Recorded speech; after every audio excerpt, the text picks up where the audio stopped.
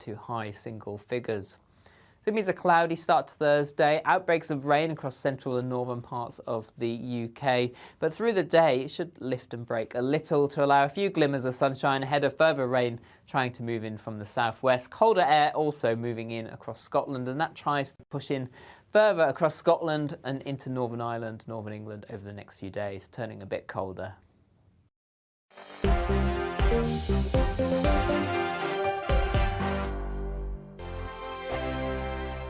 Every morning from 6 o'clock, we'll wake you up with GB News Breakfast with all the stories you didn't know from the night before. So whether it's serious news, entertainment, or your own views from all over our great nation, we're here to kick off your day with a smile. And the national media should be reflecting and reporting what's happening here. You will notice the northwestern accents. Whether you're with us on TV, radio, or online, every morning it's breakfast from 6 a.m. Hope you can join us. We are GB News, right across the nation. You can get us on television, on radio, on digital. We're absolutely everywhere. Amazing! You see, amazing! You remind me of me in the European Parliament. But here's the most important bit. We are not part of the mainstream establishment. We think and speak just like you do. We are the People's Channel. Magnificent. That's really, really thoughtful. Come and join us on GB News, the People's News Channel. My name's Tom Harwood, and join me 9:30 a.m. every weekday for The Briefing, your one-stop shop for everything you need to know about what's going on in politics today. I wonder if this is a deal that might need to be like the biscuits in this factory, twice baked. Is there not an opportunity here to win out against the extremes? Tom Harwood, GB News. What are you going to do about it?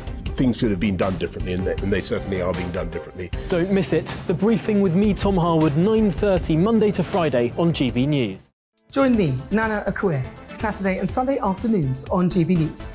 Expect fiery debate and passionate discussion as me and my panel tackle some of the biggest topics hitting the headlines. It's a place for everyone's opinion. No one gets cancelled, but no one gets an easy ride. Oh, she's on it today! Be ready for conversations that are fierce, frank, and of course, fun. Every Saturday and Sunday afternoon from 4 p.m. on GB News, the People's Channel.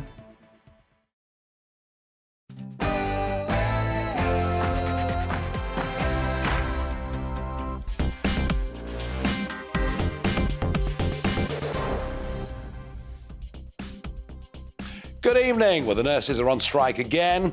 They want an awful lot of money, 19%. But I'm asking in response, is Rishi being reasonable with what the government is offering? Because I'm not sure that they are. I'll give you my response to the judgment yesterday that says the Rwanda deal is legal.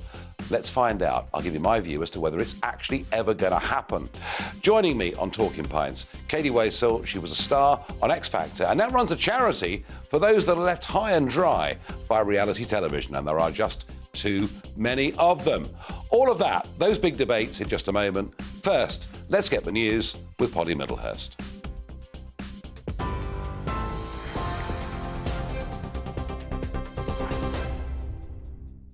Nigel, thank you, and good evening to you. The top story tonight, ambulance workers and paramedics are preparing to go on strike tomorrow after last-minute talks between the government and unions this afternoon failed to address the issue of pay. The Health Secretary met union representatives, but pay discussions were off the table. Instead, the government was seeking reassurances over strike cover and patient safety. At least 5 ambulance trusts have declared critical incidents as they face unprecedented pressure ahead of the walkout. And around 600 members of the Army, Navy and RAF have been drafted in to help during the walkouts. Members of the armed forces have been taking part in 2 days of specialist training at Wellington Barracks in London, where they're being trained to drive ambulance vehicles. The workers said they were honoured to cover for ambulance workers despite having to sacrifice time off. And thousands of nurses in England, Northern Ireland and Wales have been walking out for the second time in under a week. The Royal College of Nursing has warned their action could go on for 6 months unless an agreement is reached. They're calling for a 5% above inflation pay rise, but the government says the demands are unaffordable. The Health Secretary, Steve Barclay, says the government has instead prioritised the entire NHS. On pay, we have an independent process and we have accepted that in full. And of course, that comes on top of the extra prioritisation of the NHS last year. But we also, alongside that, need to focus on patients. We need to focus on those pandemic waiting lists, get those waiting lists down. That's why we've invested the extra 6.6 billion over the next 2 years. So we prioritised the NHS and social care in the autumn statement at a time of difficulty for the economy because we recognise we need to get those things down. Meanwhile, the Prime Minister has backed the findings of the independent pay review body as he faced questions over NHS strikes. Appearing before a super committee of MPs, Rishi Sunak defended the government's position and refusal to increase its offer to nurses and paramedics. He also said the best way to help the country was not to increase wages, but to bring down inflation. I've acknowledged that it is difficult. It's difficult for everybody because inflation is where it is, and the best way to help them and to help everyone else in the country is for us to get a grip and reduce inflation as quickly as possible, and we need to make sure that the decisions that we make can bring about that outcome, because if we get it wrong and we're still dealing with high inflation in a year's time, that's not going to help anybody. I don't want to see that. I want to see things get back to normal, and that's why having an independent pay process is an important part of us making those decisions. Rishi Sunak. Now, Scotland Yard is investigating an allegation of racial abuse after the Conservative MP Bob Stewart told an activist to go back to Bahrain. The comments were made during a confrontation in the street last week. The MP for Beckenham has apologised but denies that his intention was to be racist. The Met Police says the case was opened following a complaint from Saeed Ahmed Al-Wadai. 12 people have been charged with burglary after 5 dogs were stolen from a kennelling centre that breeds animals for research. Cambridgeshire Police says officers responded to reports of a burglary at MBR Acres in Whitton on early Sunday morning, then again on Monday afternoon. 12 people aged between 20 and 52 years old are due to appear at Cambridge Magistrates Court today. The dogs have yet to be recovered. You're up to date on TV, online and DAB+ radio. You're with GB News, where now it's time for Farage.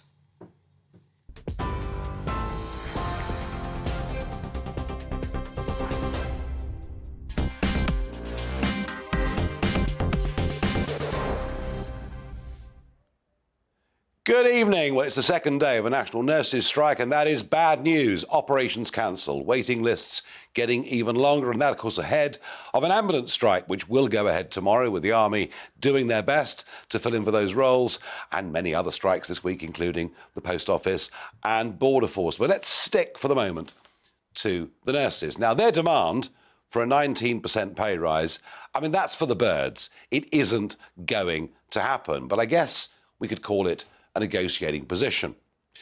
But in order to get a settlement, both sides at some point in time have to be reasonable. What I'm asking tonight is, are the government being reasonable? Now, Stephen Barclay, who of course is the Health Minister, working directly with Prime Minister Rishi Sunak on this issue, he says he is happy to talk, happy to sit down with the Royal College of Nursing and talk. But he also says that he accepts in full the recommendation of the pay review body. Well, the pay review body have suggested a 4% rise. So the Health Secretary is happy to talk to the nurses, but not about the issue over which they're striking. Now, look, you know, I can remember, I saw what happened in the 70s when pay demands, government gave in again and again and again, and all that did in an inflationary environment was to fuel it even further. But government needs to be fair. Government needs to be seen to be fair. Government needs to be reasonable. And I have to say, whatever financial straits we're in, I don't think 4% makes sense for nurses. I also feel very sorry for many of this new generation of nurses who've been made to go to university to get a degree, many of whom have a very high level of student debt. Quite why nurses need to go to university is completely and utterly beyond me. So for that and other factors, I don't think 4%, frankly, is enough at this moment in time, but you tell me what you think. Is Rishi being reasonable? I don't think so. Give me your view. Farage at gbnews.uk. Now, earlier on this afternoon, this programme was out on Westminster Bridge talking to striking nurses, and we asked them whether they thought the government's offer was reasonable. I think it's rubbish, absolute rubbish, and we deserve a fair settlement.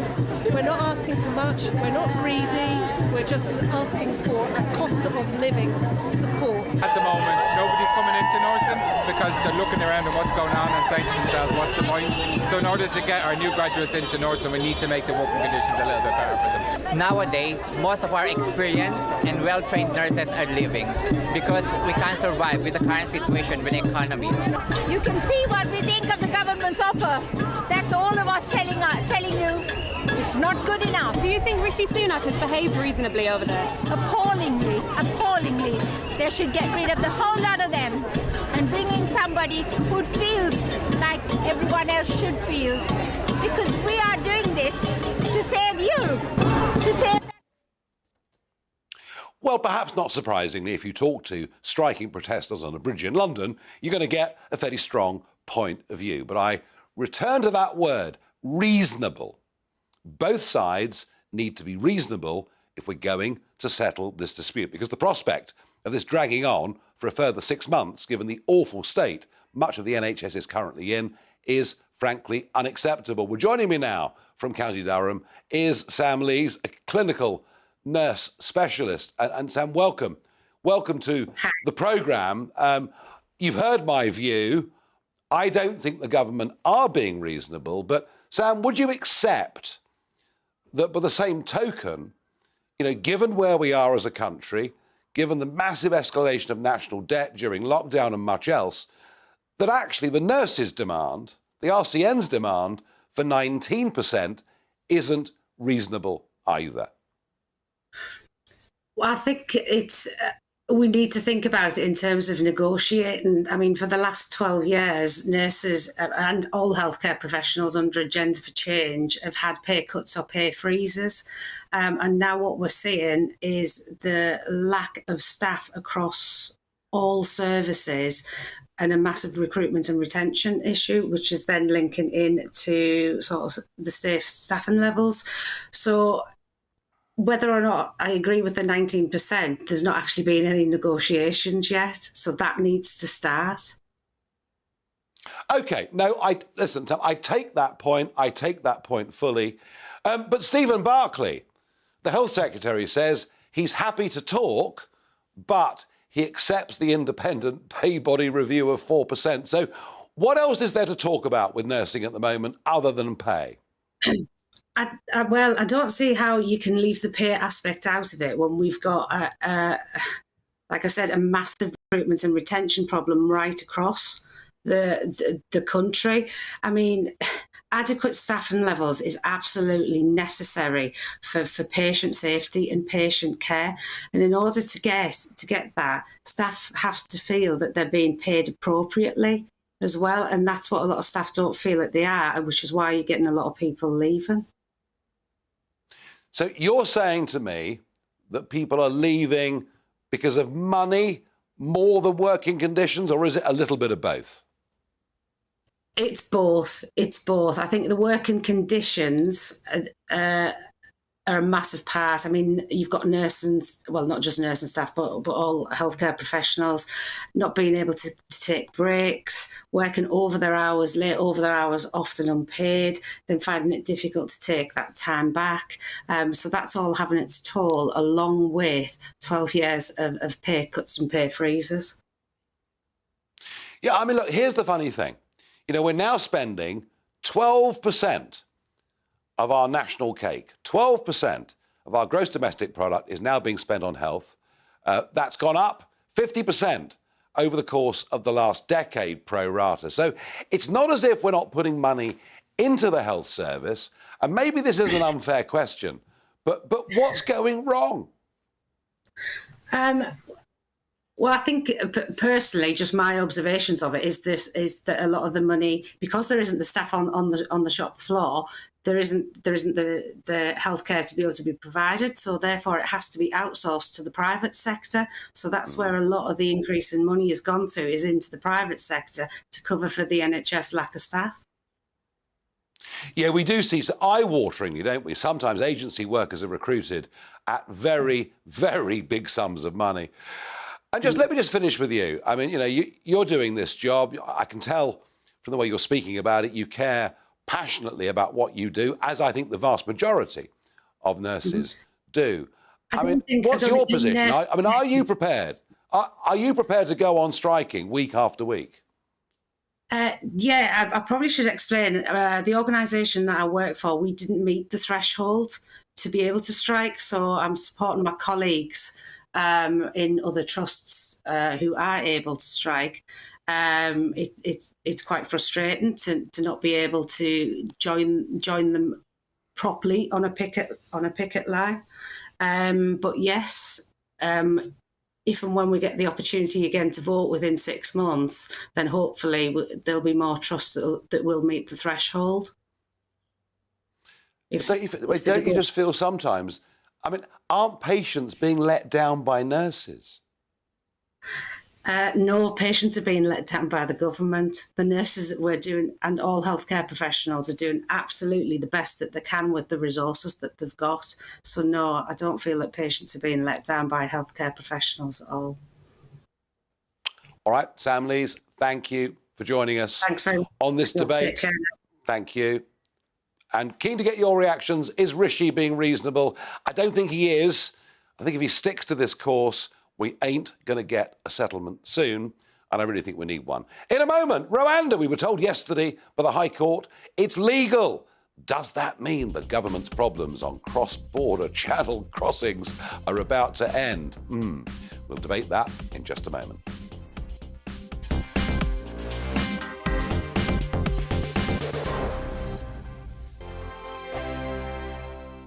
I'm Mark Dolan. Join me at 11 on GB News for Headliners, in which I'll be joined by two of the UK's top comedians discussing tomorrow's papers. If it's an important story, we'll cover it, but we'll have some fun along the way. Headliners, the late-night paper review that won't send you to sleep like the others will. 7 nights a week at 11 p.m. on GB News.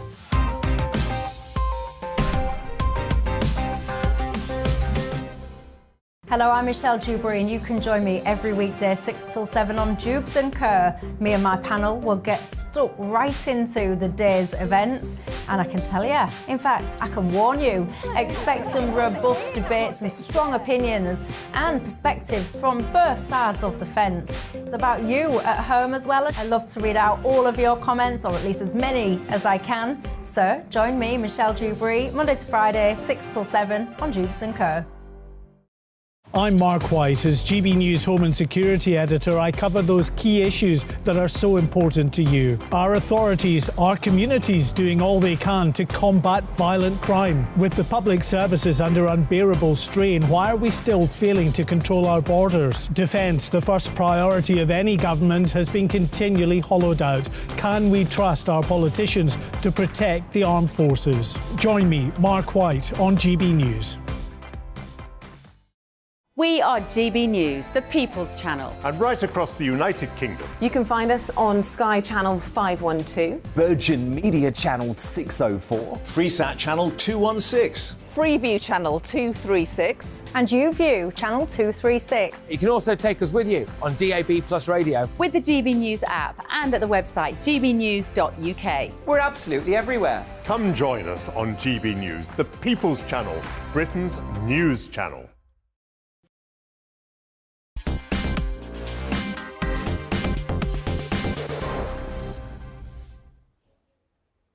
Welcome back. So, is Rishi being reasonable? I've got some of your thoughts coming in here. Paul says, no good offering a high pay rise, as that will sadly just escalate inflation. Yes, Paul, I know, I get that. Better to offer something like 5% a year for the next 2 or 3 years. Well, you know what? That actually might qualify as being reasonable. Just to say it's 4% and we ain't going to budge, and we won't even talk about it, strikes me as being unreasonable. Surely we all want resolution. We all want a settlement of some kind. David says, no, a sensible solution would be a lump sum. Well, yeah, you can do a lump sum across all pay levels, and you give the low paid a good rise. That would encourage better recruitment. Well, yeah, do you know what? You could do that, David, equally. Do you know what you could do? Might really work. You might actually just raise the threshold at which people start paying tax to get more of the lower paid completely out of tax. That might be a better, fairer way, not just for nurses, but for everybody on lower pay. Although, how dare I talk about a reduction of taxes? I better wash my mouth out with soap and water. Jeremy Hunt's in charge now. We can't have that sort of talk now, can we? And finally on this, Mike says, no, he's being irresponsible. He caused the inflation with lockdown schemes, interesting, and he is giving billions to Ukraine. Interesting. Criticism of Ukraine policy you will not hear in Westminster. You will not read in our newspapers, but you will find it in your local cafe or pub. It is a question that people ask. Now, yesterday we got the judgment. The High Court say the Rwanda deal is legal. It will comply with the UN Declaration on what a refugee is. It will comply, so this judge believes, with human rights law. And that's being taken as a great victory. The Home Secretary is very, very relieved about this. And indeed, some very optimistic leader columns written in Conservative supporting newspapers. Well, tell you what, folks, I've seen it all before. Point one, we are still signed up to the ECHR, and they've made it absolutely clear they wouldn't approve any of this until the end of the legal process. What does that mean? It means this judgment yesterday will be contested. It'll be contested by a variety of groups like Care for Calais, who appear to be remarkably well-funded. And this will now go up to the next court. It will then go up to the Supreme Court. Ultimately, guess what, folks? It might even go back to the European Court of Human Rights in Strasbourg. And even that optimistic judgment, the judge said, this must be dealt with on a case-by-case basis. And I can see the 1998 Human Rights Act. I can see the 2015 Modern Slavery Act being used in case after case after case to argue against extradition. I would be mightily surprised if anything changed on this between now and the next general election. Am I being too pessimistic? Am I being too cynical? Well, I've learnt when it comes to protecting our borders, the more pessimistic you are, the less likely you are to be disappointed. Well, joining me to discuss this issue, vital issue, Ben Habib, businessman, former Brexit Party MEP. Ben, do we not keep seeing this story? We do. I mean, it's absolutely typical of the Conservative Party, isn't it, to come up with a massive headline, a new policy, we're going to deport them all to Rwanda, we're going to get ahead of this problem, and then suddenly you find the whole project, gets stuck in the mud. And you absolutely hit the nail on the head, Nigel, when you said ultimately it's a case-by-case debate. It doesn't matter that in principle the Rwandan plan doesn't breach human rights legislation. That doesn't matter, because when it comes to hearing people's cases, they will be taken one by one. And if someone claims that they were subject to servitude, enslavement, sexual abuse, or whatever it is, you then are stuck in the British judicial system, nothing, by the way, to do with the European Convention of Human Rights, our own laws, having to fight it out with the British judicial system as a government to deport these people who may, in all likelihood, as far as at least, a very significant number of people coming across the Channel are concerned, are economic migrants. And that is the problem. And the Rwandan plan, by the way, just digressing for a second, but absolutely relevant, the Rwandan plan was never going to work, was it, Nigel? It was never going to work. Well, hang on. A judge in the High Court yesterday said it's perfectly legal. I mean, to be fair to the government, it was something of a victory for them. But it presupposes that every case... So here's the conflation. The programme is legal, but will it be legal to deport anyone pursuant to that programme? And that's the big question. And it's the second question where the Rwandan plan is sadly lacking.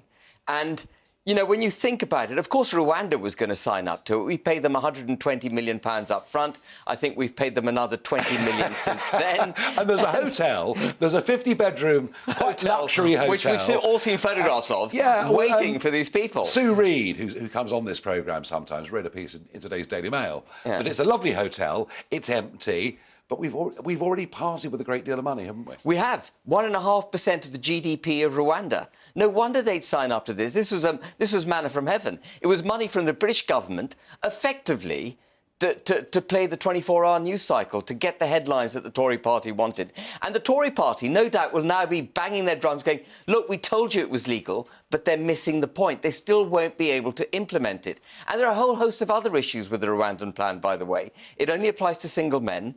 There's got to be a quid pro quo, so we've got to be prepared to take people from Rwanda back into this country. Just going to pause you for a moment there. This point, I think, has been lost by everybody. It's in the small print. So let's just drill into that for a moment if we can. We will send migrants to Rwanda. We don't yet know what the cost per migrant will be, but many, many thousands per head. Absolutely. Many, maybe even five figures. Yeah, I think people were talking about 30 or 40,000 per head. Five figures per head to do this. But in the small print, we're going to take from Rwanda into our country people who have perhaps mental difficulties. Is that right? Disturbed individuals? Absolutely. There is a straight quid pro quo. And Rwanda gets money, and it gets to get a lenient treatment for its citizens coming to the United Kingdom. But we're also going to take problem people. This was written in. Why did the press not focus on that? I don't know. And the single men issue is worth focusing on too, Nigel, because if you're a people smuggler, if this is genuinely about human rights and protecting human life, if you're a people smuggler, the last thing you're going to do when you're legislated against is to go down that path. You're going to stop exporting single men, and you're going to focus on women and children.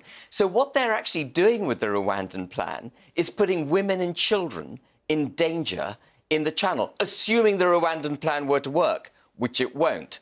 And here's the really important thing, I think. Deportation, which is what the Rwandan plan is what you do when border control has failed. And we talk about border control and deportation as if they're the same thing. They're not. Border control is the prevention of people ever entering the United Kingdom in the first place. And we have all the laws we need, internationally and domestically, to stop boats at the point that they seek to enter our territorial water. We have the right to send them back to France. And if we are going to do a deal with France and try and get some kind of agreement that suits the French and us, the only agreement that's worth paying for is one that allows British boats to patrol French waters, so we can actually get to those dinghies before they even try to get into British waters and take them straight back to French shores. Well, Ben, I'd love to see it. Final thought on the broader issue, because there's been a huge amount of focus on what's happening in the Channel, and quite right too. Yeah. But the bigger point is that 1.1 million people were given permanent leave to remain or visas into this country last year. Yes, I know many were students, but what's to say that they won't stay anyway? Yeah. Net migration, 500,000. Many of those who are going are young people going off to Portugal because the tax regime's good, people retiring to Spain or whatever it may be. Is it racist to talk about mass immigration? Not at all. I mean, it is a real problem for the United Kingdom. You talk about the 1 million people who came in last year, but remember, we gave pre-settled and settled status to 6.5 million EU member state citizens when we left the European Union. We were told it was 3 million, do you remember? Yeah, we were told, and it's 6.5 million. And where are they? They're here somewhere. Yeah. We talk about a population of 68 million. It's probably a long way north of that. And no wonder our public services are under stress. No wonder. You know, we have got an open-door policy. And when Boris Johnson talks about having delivered his points-based immigration system, it's a misrepresentation. Those points are so easy to come by that actually unskilled labour is still coming into this country unchecked. And we've got to stop it. What we've got to do... And they lowered the criteria. I mean, the point about a points-based system is you set the bar wherever you want to set it, and we've lowered the bar. And we've lowered it. What we need is upskilling of the British workforce, and we need the British workforce to come back into employment. And you touched on it in the previous segment. Make it worthwhile to work. Cut taxes. Jeremy Hunt is completely wrong, and you're so right, Nigel. Increase that threshold at which you pay the basic rate tax. This would help those low-paid nurses. Take people out of the tax net. I agree. Ben Habib, thank you. Well, another heretic there. A man who thinks we should cut taxes. I mean, perhaps we're just a weird cult. Or maybe, actually, it's that lot behind me that are really out of touch with the rest of the country. In a moment, we will talk about the horrific death of those 4 young boys on the ice in the West Midlands last week. But one of those, a 10-year-old lad, who went out to do his best to save the 3, well, there's a campaign to get him an award. We'll discuss that in just a moment.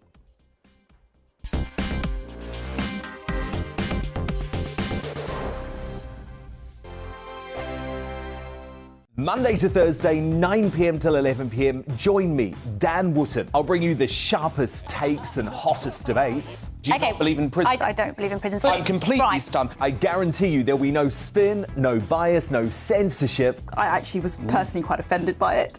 And no reason to go to bed. So I guess they've always been quite woke. That's Dan Wootton tonight on TV, radio and online. Monday to Thursday from 9 p.m. till 11 p.m. on GB News. The People's Channel, Britain's news channel.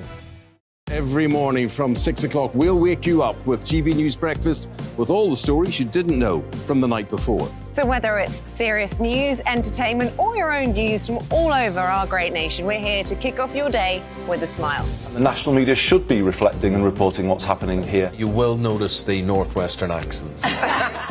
Whether you're with us on TV, radio, or online, every morning, it's breakfast from 6 a.m. Hope you can join us.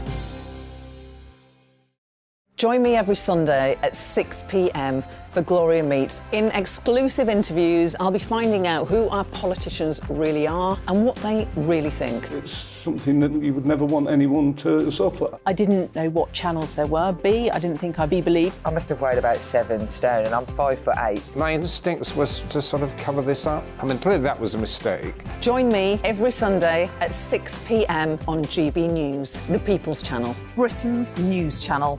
Hello there, it's Eamon Holmes here from Breakfast on GB News. We're not just on your television and your screens, you know. We're on DAB plus digital radio, so you can listen to your favourite shows on the move. If you've not yet listened to GB News Radio, it's very simple. We're on your radio player and TuneIn apps, on your smart speaker, phone or tablet, or online at gbnews.uk. Take us with you wherever you go. GB News Radio. You never have to miss a moment of the People's Channel.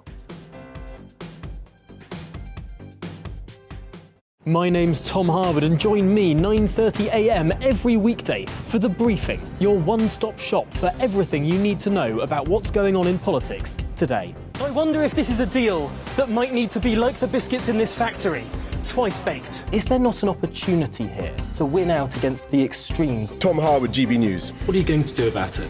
Things should have been done differently, and they certainly are being done differently. Don't miss it. The Briefing with me, Tom Harwood, 9:30 Monday to Friday on GB News. Hello, I'm Simon Evans. Join me on GB News for Headliners at 11 p.m, where I'll be joined by 2 of the country's top comedians as we take a look at tomorrow's newspapers tonight.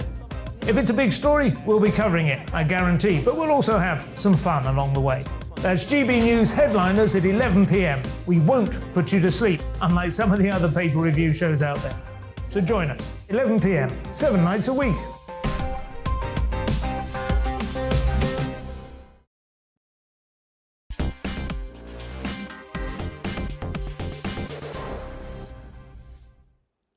Well, it's a story that touched all of us, I'm sure. It happened at the Babsmill Lake near Solihull in the West Midlands last week. 3 young boys, 2 brothers, Samuel Butler, Finlay Butler, their cousin Thomas Stewart, in dire difficulty on that lake. And 10-year-old Jack Johnson went out there to try and give these lads a hand. All 4 of them very, very sadly died. As I say, I think the story touched all of us. But now there's a campaign that's been launched to get an award for Jack Johnson, an award for valour for Jack Johnson, for bravery. And I have to say, sometimes I think that we dish out awards to all and sundry when perhaps they're not deserved. This time, I think there may well be a very, very strong case for acting well. Rob Lofthouse is a military veteran. He's on the line to me from Portsmouth, and he's got a petition going, and he wants to get Jack Johnson a posthumous George Cross. Rob joins me on the line now. Rob, good evening. Welcome to the programme. I think you're doing exactly the right thing. Would you please just explain very clearly to the audience on telly and radio what the George Cross, and I say this because it's given out so rarely, just tell them what the George Cross exactly is. So the George Cross is the civilian equivalent of the Victoria Cross. The criteria to meet such an award, it has to be impulsive. Normally, it's most certainly reckless. It's selfless in the endeavour to help others. And certainly, above all, it's courageous.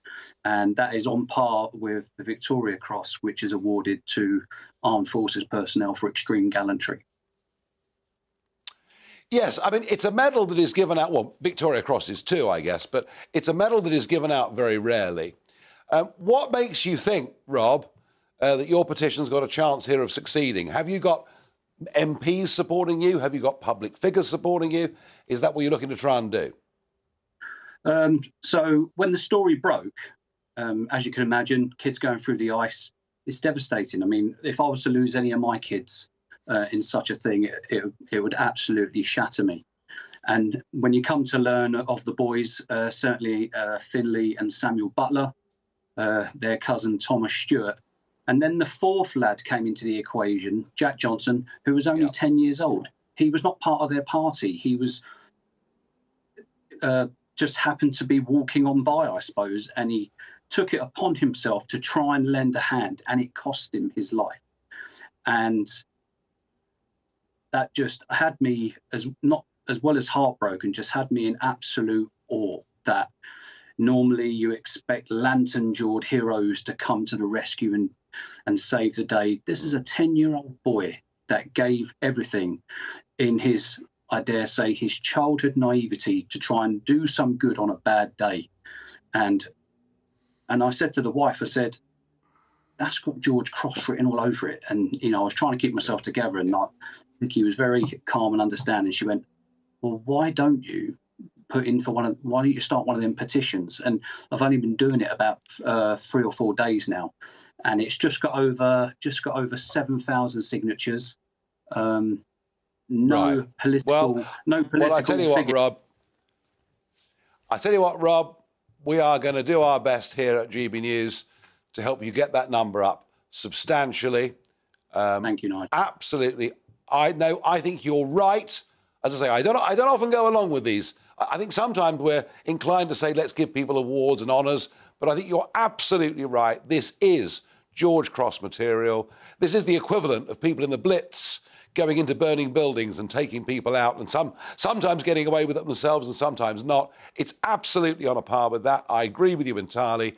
How do people help you? How do they get to your petition? So they can go on the change.org website. They're welcome to look me up on the social media platforms, in particular Facebook. I'm quite prolific with the link in sharing it on my platform, and just follow the link and then follow the prompts thereon. Right, good. So change.org is the easiest place to go, yeah? Yes. And and it's basically George Cross for Jack Johnson. Fine. Well, look, I'm going to sign up, and I'm going to encourage others, Rob, to do it. You're doing exactly the right thing, and well done you. And thank you for coming on the show to share your ideas. I think that would be a very, very appropriate thing. Very appropriate thing. Thank you. Now, a quick What the Farage moment. Remember in that wonderful Netflix documentary, basically Meghan and Harry. Well, Meghan does it. Harry looks uncomfortable. She's practicing curtsying to the Queen. It all looked really rather disrespectful. You see, one of the things she said throughout the whole thing was no one told her, no one trained her. She didn't know how to do a curtsy. Well, have a look at this clip from Suits, the TV series that she appeared in.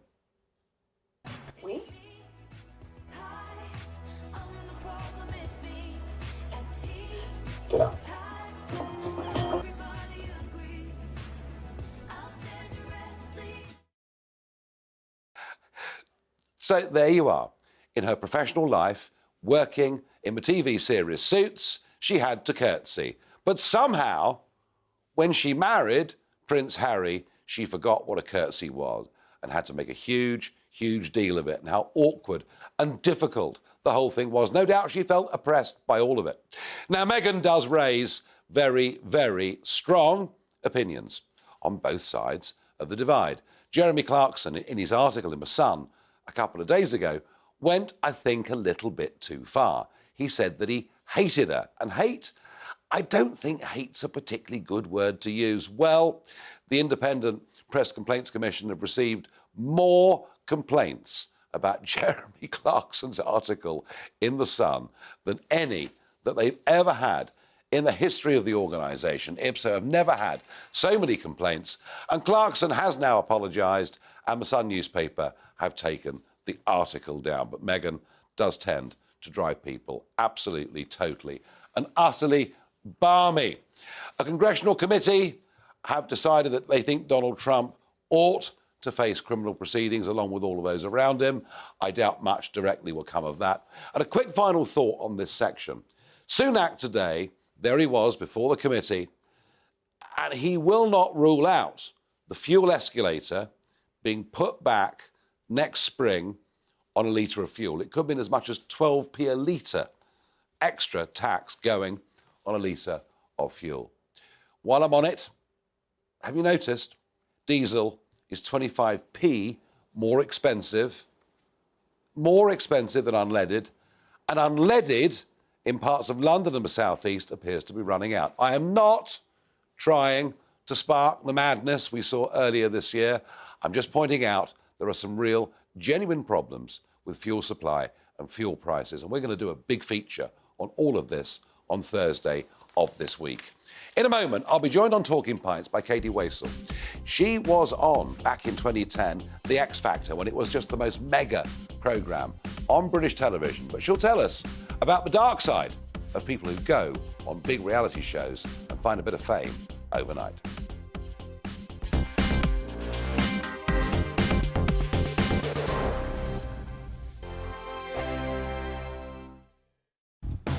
We are GB News, and we'd like to say thank you to each and every one of you for bringing us your conversations, for helping our great nation find its voice. We are here for you on radio, television, and online, across England, Scotland, Wales, and Northern Ireland. It's not the BBC, you actually get your facts right. We are proud to be GB News, the People's Channel, Britain's news channel.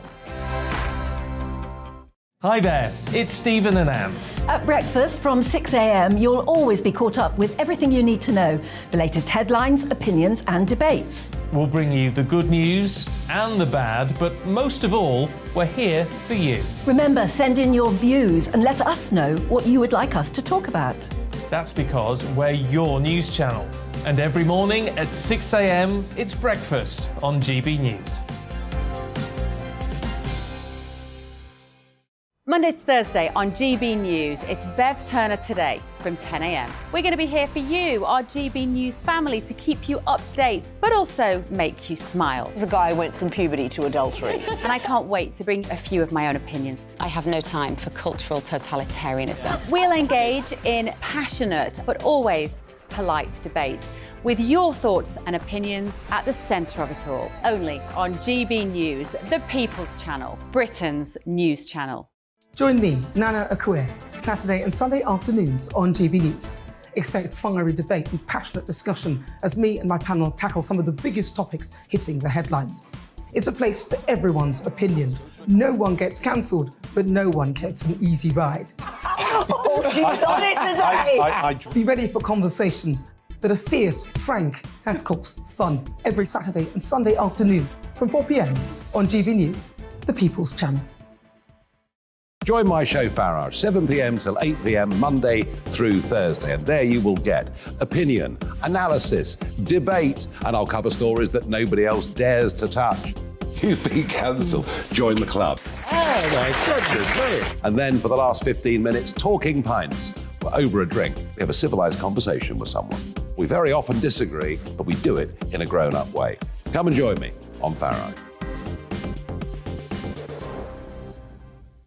We are GB News, the People's Channel. And right across the United Kingdom. You can find us on Sky Channel 512. Virgin Media Channel 604. Freesat Channel 216. Freeview Channel 236. And YouView Channel 236. You can also take us with you on DAB Plus Radio. With the GB News app and at the website gbnews.uk. We're absolutely everywhere. Come join us on GB News, the People's Channel, Britain's news channel.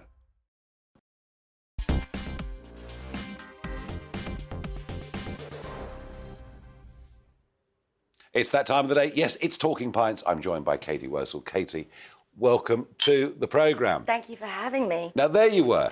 We're going back a couple of years. Oh, it's nice. Good. I have not had beer in forever, so that's nice. You've really got into the spirit of this segment. Yeah.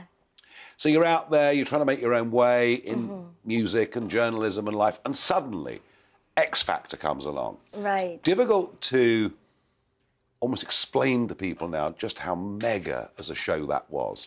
Simon Cowell, everything, and suddenly you're there, you're singing on X Factor, and you get involved in one or two of the controversies on the programme. How much fun was that, or was it just the most nerve-wracking thing? To be honest, still thinking about it now, it makes my body physically shake. And interestingly enough, is that what goes on behind the scenes, the conversations when I try and speak out about it and what I do on social media platforms, it's the one topic that is very rarely spoken about publicly, but we're trying to get those conversations going and continued to share one's experiences in terms of how one finds themselves on that show, what they end up signing, what happens afterwards, duty of care. And we're going to come to that because I mean, you know, having done this, and you know, you've got your own group, and you're making your own way, but you then talk about sucker for punishment. You then go into Celebrity Big Brother. That was a very different experience, you know, in terms of. Well, I can only speak for me personally, but the way that I was taken care of from a mental health standpoint, they were absolutely on it. Were they? Yeah, they actually really were, and I felt like I'd won a ticket to experience the show from the inside, and it's not something that I would have chosen to do immediately after the X Factor. But there'd been enough breathing space that I thought, you know what, this would be a perfect opportunity to show people in real time that I am not how I was made out to be, or how the press completely ripped me apart. But isn't this what happens? Isn't this the point of what you're campaigning on today? That all these people who get involved with all these different reality shows, and it can be cooking, it can be in the jungle, whatever it may be. Yeah. A lot of people who've not had a public profile suddenly have a public profile. You know, we had YD on from Benefit Street and other people. We talked about these things. And suddenly you're getting online abuse. Suddenly you've got a degree of people recognising you in the street and fame. Suddenly you've got people wanting to use you, abuse you. People just aren't prepared for this, are they? No, and do you know what? Nor should they be expected to be either. And I think that the narrative that is very heavily spun by press and media, which is often found to be kind of fed into by either production companies or PR departments, with or without someone's acknowledgement of it, I think it's very unfair for somebody that doesn't have either experience or training in the industry in terms of press and media training, to then be faced with such a huge amount of commentary, whether positive or negative, and doesn't have an independent, almost chaperone, so to speak, to guide them through that process and what that looks like. It is just not. We've even had suicides of people who've appeared on reality shows. I won't mention the show, but this has happened, doesn't it? Right, and I made some notes because just very accountably, I have ADHD, and I just want to make sure that I touch upon these statistics Do. very, very seriously, because you're right. The ONS said that the risk of suicide was elevated for those in culture, media, and sport, and it was 20% higher for males in the industry and 69% higher for females in the industry, which is incredibly worrisome. So I'm currently working alongside some incredible people that we were kind of brought together by the Secretary of State of the DCMS, all industry heads.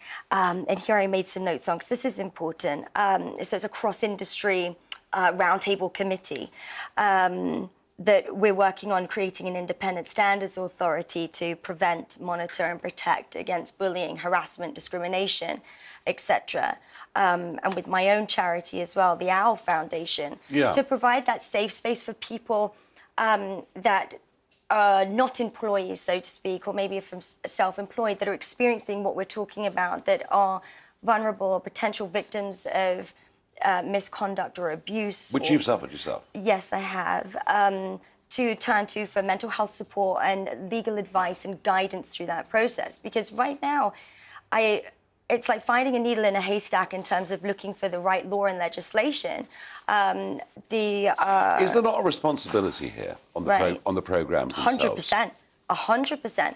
But the problem is that we often find ourselves facing, or the research that I've been doing independently, is that nothing for the either contestant, participant, or whether they've agreed to sign up to a show like that or not, is independent, that you're not offered independent legal advice or an independent doctor to go and see. It all comes from the source. So you're absolutely right. They have neglected their duty of care policies and protocols, and the Roundtable Committee. Because they just want to make money. Well, look, I understand to a certain extent a commodity. They are investing their money into providing entertainment, but don't get me started on that. But not at the expense of people's fundamental human rights and safety and well-being. I mean, if you think about minors, vulnerable adults that are thrown into a situation that they don't know what they're signing, they don't have somebody there to say, actually, advise them and help. Nothing, no, I know. No, and they end up sending their lives away. Katie, would you, looking at it, you know, and some people have gone through these programmes and gone through these experiences, and they flourished and done well. Others of us as I say, many, too many, have had a really horrid time of it, because once the media turn on you for whatever reason, it's a pretty lonely, tough old place to be. Would you advise people not to go on these programmes? That's a really good question. It's more of I, alongside others, are doing our absolute utmost to make sure that it is safe to go on these programs. The creative industries, when I was a child, I used to look at it like it's magical. It's so special. I mean, even being in a studio like this. It's a dream for many people, yeah. But again, if we put the right measures in place with the right people to safeguard it, then absolutely go follow your dream. I'm not here to tear an industry down. I'm here to make it safer. As a mother, if my son wants to get into it, absolutely. So I do it for the next generations as well. I like that. Do you know what? Whenever I'm asked by young people, is there any advice I give them about the journey of life? And I'd always say, follow your dreams. You've got to follow your dreams. And I think you're absolutely right. If you can help in any way at all to make this industry a little bit safer, you will have done a very, very good job. Well, I'm hoping Suella Braverman reads my letter that I emailed to her. You were at school with her? I did go to school with Suella, yes, I know. But even still, that doesn't mean it helps. That doesn't qualify necessarily. No, exactly. But it might help a little bit. Yeah, no, exactly. And again, it doesn't... There's no such thing as an overnight success. And the same goes with the tremendous work that so many people are doing, even ground level. I mean, I speak to so many people on social media and multiple platforms that are campaigning tremendously hard for transparency, to seek justice for those that have been victims of stuff. You're dead right. You're dead right. I just want to make it safer, not tear it down. I love that. It's a positive note to end on. Oh, look, since you drunk more than me, I'm going to have to finish up. There'll be time to catch up. Katie Waisel, thank you very much indeed. Thank you.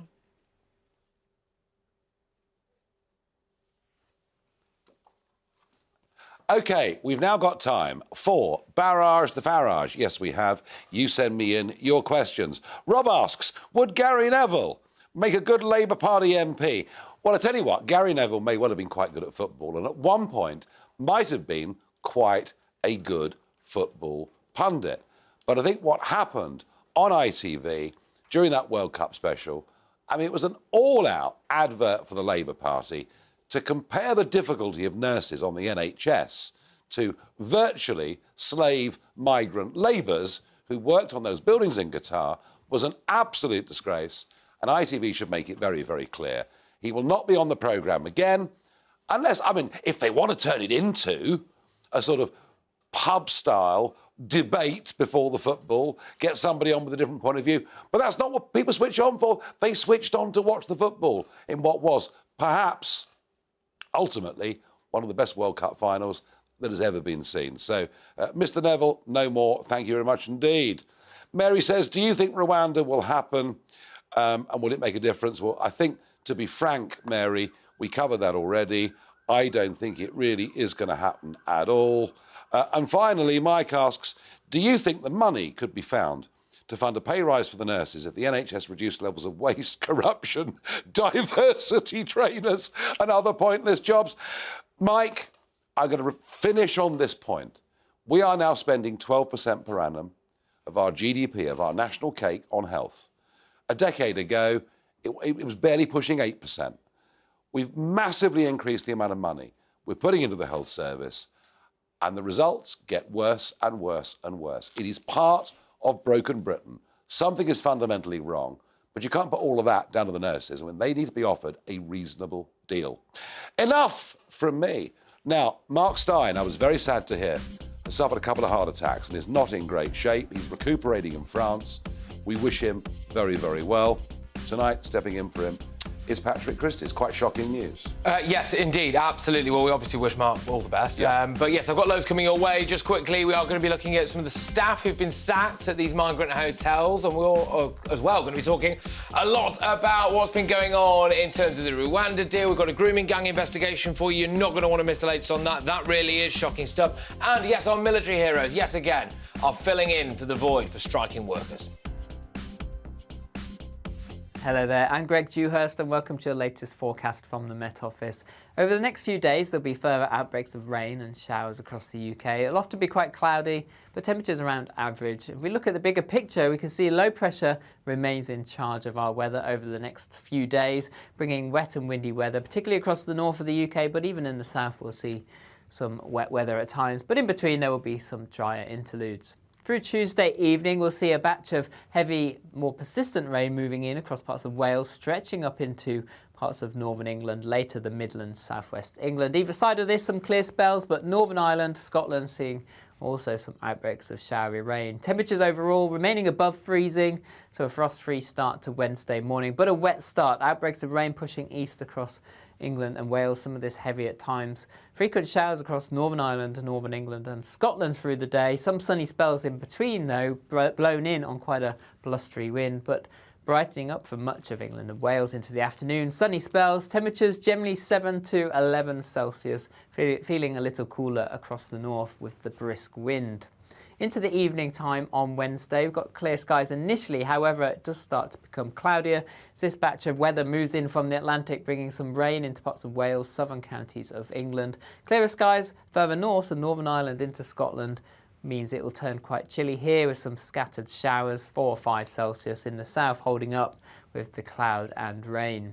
This means a cloudy, wet start to the day across much of England and Wales Thursday morning, but we'll keep an eye on this rain as it moves in across southern counties of England and Wales during the morning and into the afternoon. Some of this could be heavy at times, could lead to some tricky travelling conditions. Further north, staying dry with scattered showers. Over the next few days, further rain and showers as possible, and it starts to turn a little colder.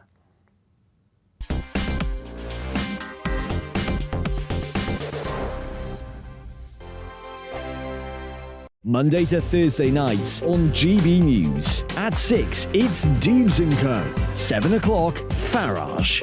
At 8, join Mark Stein. And at 9, Dan Wootton Tonight, followed by Headliners. On TV, radio and online. This is GB News.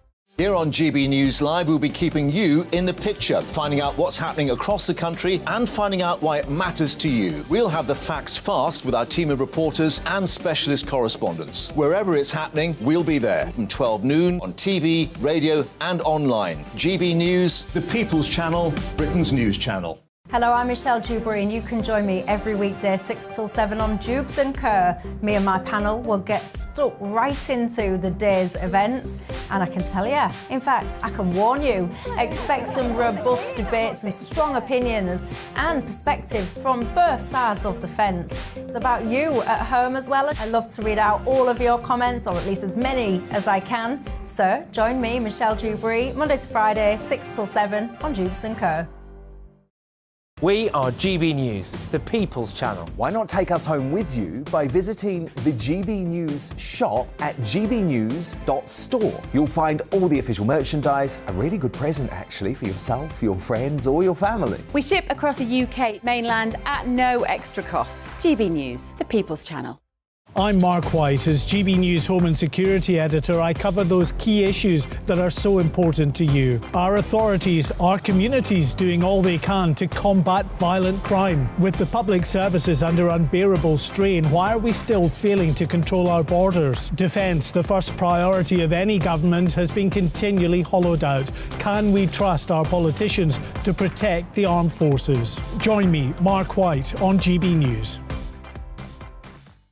We are GB News, right across the nation. You can get us on television, on radio, on digital. We're absolutely everywhere. Amazing! You see, amazing! You remind me of me in the European Parliament. But here's the most important bit. We are not part of the mainstream establishment. We think and speak just like you do. We are the People's Channel. Magnificent. That's really, really thoughtful. Come and join us on GB News, the People's News Channel.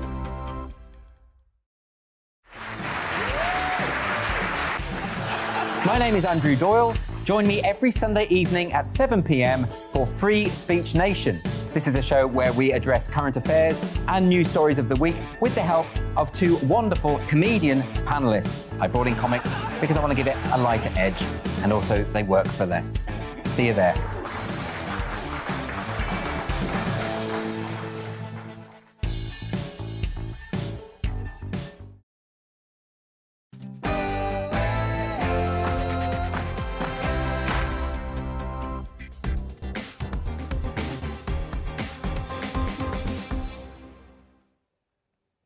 Hey, welcome along everybody to Tuesday's edition of the Mark Stein Show with me, Patrick Christys, and we have a stellar lineup of stories and guests for you today, so you won't want to miss a single second of it, as the Army are called in to clear up the mess left by striking ambulance workers and staff, and of course nurses as well. We take a deep dive into the living conditions of our military heroes, shortchanged yet again. They have got absolutely appalling accommodation. Army reserves, they are basically going to be telling us all about their nightmares. And of course, as well, we've got MP Tobias Elwood, who's joining me with his thoughts. And as well, speaking of strikes, one group of people who have suffered at the hands of the Home Office's migrant hotel regime are hospitality workers. And they go under the radar, don't they? Employees across the country are facing being sacked as government contractors move in. What about the hospitality unions? Where are they when it comes to all of this stuff? We've got journalist and former MEP Patrick O'Flynn. He will have the latest on that. And MPs have been, well, they've been throwing stones in glass houses of the House of Commons again, haven't they? The chair of the Women and Equalities Committee, Catherine Noakes, has written a letter to The Sun demanding action against Jeremy Clarkson. Where were they on all the other big issues, like grooming gangs, for example, hey? Didn't hear them piping up too much then. Rakib Sam picks that apart. Plus, yes, talking of grooming gangs, we have our very own Charlie Peters. He's back with an update on the Labour Party's decision to select, well, that's interesting, this, isn't it? A former councillor who apparently sat on the disgraced Rotherham Council cabinet during their child sexual exploitation scandal. Well, there we go. We've got loads coming your way and much more. We promise to bring you the stories that really matter most to you. And, of course, the most important part of the show, wherever you are, Whoever you are, make sure you get in touch and give me a good pummeling for Pummel Patrick, gbviews@gbnews.uk. You can ask me anything, and I promise I will do my best to answer it. But all of this comes your way after the headlines read tonight by the wonderful Polly Middlehurst.